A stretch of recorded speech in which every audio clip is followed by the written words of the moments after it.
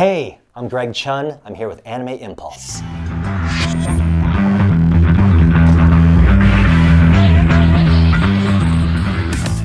Yagami. I am so excited for this. The experience itself working on the game was amazing because I had the greatest crew, the greatest director, and the guys from the localization team. We all just got along really well. It was literally just like going to joke around with the guys, every day. And so, obviously we did our work, but we had a great time doing it. And the game itself is just such an honor to be part of a franchise that's been so ongoing, and this new kind of chapter with this spin-off, I'm just really excited to be a part of it. My experience with music definitely ties in with my VO work because, voiceover is a very musical art when it comes to being able to understand, especially with dubbing, understanding tempo and inflections and pitch and all these very musical concepts. A lot of times you'll be recording a line and you have to stretch it for a little bit in order to match the lip flaps. And so, you'll take it at a certain pace and maybe it's kind of a long line, and to have an idea of sort of how tempo affects kind of the end product of your line is a skill that comes in really handy. You still want to sue? You won't know what hit you. Run knife around rim of pan to loosen cake. Cool before removing rim. So I guess if I had to choose, maybe something as boring and straightforward as strawberry. I think I like strawberry cheesecake. My favorite comment, I think, was that recipe is made of cheese, but that voice is made of chocolate or something like that. It's so crazy. The thing I find the most disgusting probably is adults eating with their mouth open. I love animals eating with their mouth open. I mean, can animals even eat with their mouths closed? But most animals can't eat with their mouth closed because, they don't really have the lip and cheek coverage, I guess. But I love listening to animals eat, like dogs eating dog food or horses eating carrots, like that's totally awesome. I love listening to babies eat. But once you get to be a certain age, if you don't chew with your mouth closed, then I have a problem with you. And I just can't. A lot of stuff that I've done is for commercials, and a lot of it is kind of underscore. But if I had to choose one, I think it was the opening movie musical for the 2015 Emmys when Andy Samberg was hosting. We wrote this movie musical for him to kind of start off the show, and it was just from beginning to end, just a super fun, amazing process. And I'm really psyched about the end product. The most vocally demanding role I've done was actually not even a main character. It was basically just sort of background for a video game that had a lot of violence in it. So it was for The Division. It was a Tom Clancy video game. And I had a 4-hour session where I was doing nothing but screaming. Basically, if you play the game and you have these random street battles and there are these street thugs, well, about a third of the time it's me yelling back at you. And I tasted blood in my throat for about 3 days after that. And literally was on vocal rest, was just drinking tea and chugging the Chinese syrup and all that kind of stuff. But that was one thing that really kind of opened my eyes, like I gotta watch out for this situation. My average workday is all over the place.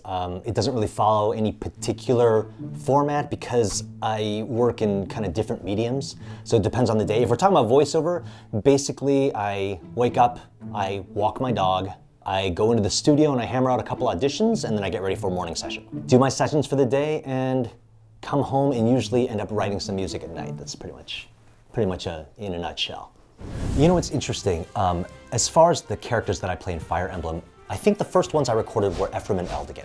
And then shortly thereafter, it was Lucas. And it was pretty new to me starting to really get in the mix. And so I was so focused on just trying to kind of do a good job and listen to my director and everything that initially the characters all ended up sounding kind of similar.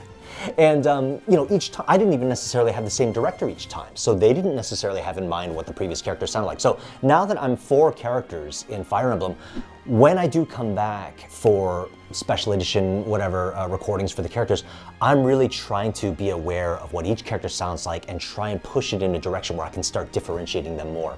Because the fans deserve it, and I feel strongly about wanting to continue to work those characters to find their own unique place.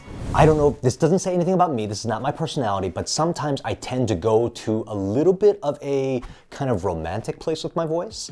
And I think that's just something that when my volume drops, I have a tendency to go there, especially if I'm playing kind of a romantic character.